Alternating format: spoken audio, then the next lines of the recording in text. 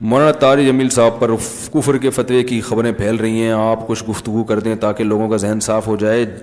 مولانا طارق جمیل صاحب کی شخصیت الحمدللہ ایسی ہے کہ جو ان پہ فتوے لگا رہے ہیں وہ خود ہی کفر کے فتوے لگانے والے خود ہی اپنی مارکیٹ ویلیو خراب کر رہے ہیں، ٹھیک ہے نا۔ بلا وجہ وہ ایسی ایک بحث شروع کر دی ہے جس کا نہ سر نہ پیر۔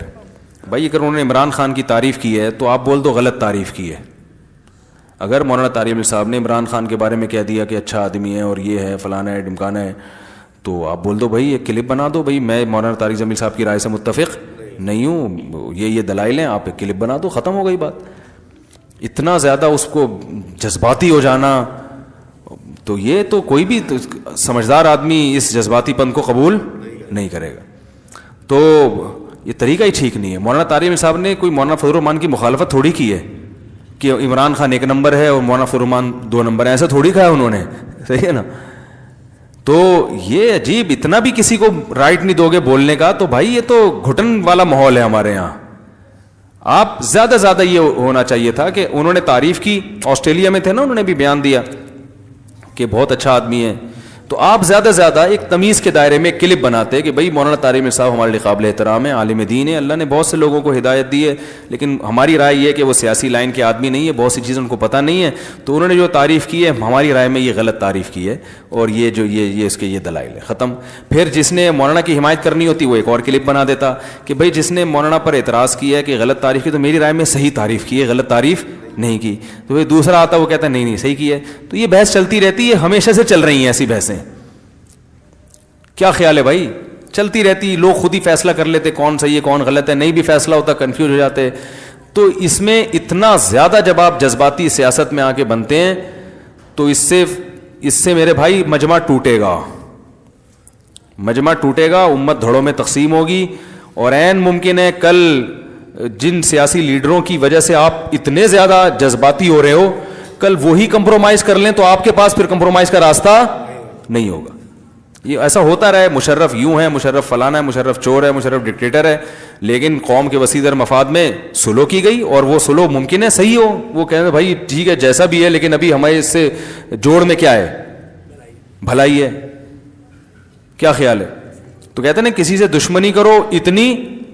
کہ بعد میں دوستی کا بھی آپشن رہے، دوستی کرو تو اتنی کہ دشمنی بھی نبھا سکو، پھر اسے دوستی میں سارے اپنے راز اس کو دے دیے، اب دشمنی کر رہے ہو تو وہ راز فاش کر رہے بیٹھ گئے، تو اتنا دل دینے کی ضرورت کیا تھی ہے بھائی؟ اتنا زیادہ اس سے محبت میں بھی پی ٹی آئی والوں سے بھی کہتا ہوں، عمران خان کی اگر آپ حمایت بھی کرتے ہو وہ بھی اعتدال سے، واپسی کا آپشن رکھو، ٹھیک ہے نا، جے یو آئی کے لیے بھی تھوڑی سی جگہ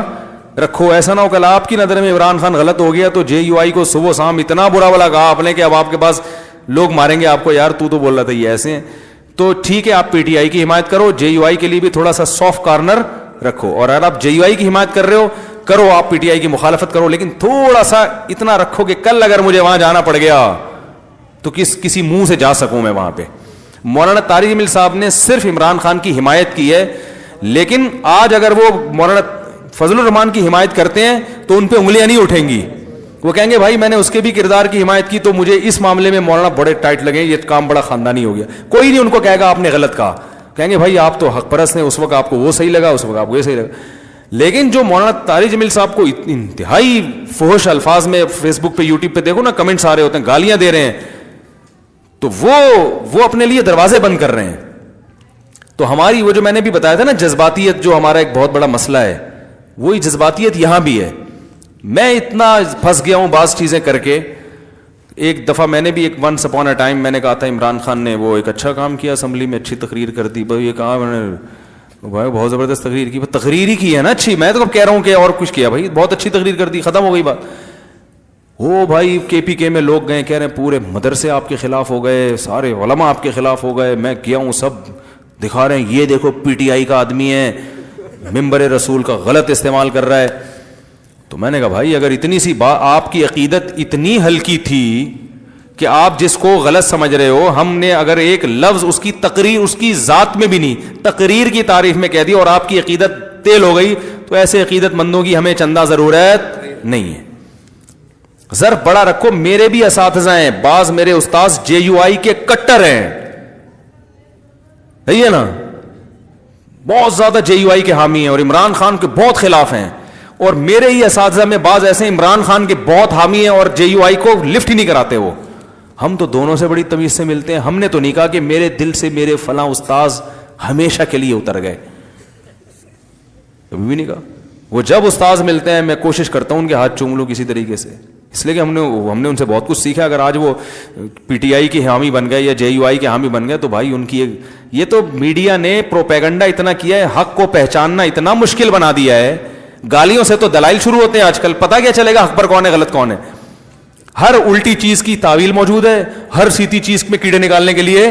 آپ کے پاس مشینیں موجود ہیں. جو کوئی اچھا کام کرے اس میں 10 کیڑے نکال کے اس کو ایجنٹ قرار دے دو. جو الٹی سیدھی حرکتیں کر کر کے پاگل ہو گیا ہے اس کے ہر الٹے کو سیدھا کر کر کے مصلحت کا نام دے دو. تو یہ تو مارکیٹ میں بہت چل رہا ہے. میرے اپنے استاذ ہیں 2 بڑے مشہور استاد, میں نام نہیں لوں گا, دونوں سے بڑی عقیدت ہے مجھے. دونوں سے جب ملتا ہوں میں دل چاہتا ہے جھک کے ان کے ہاتھ چوم لوں.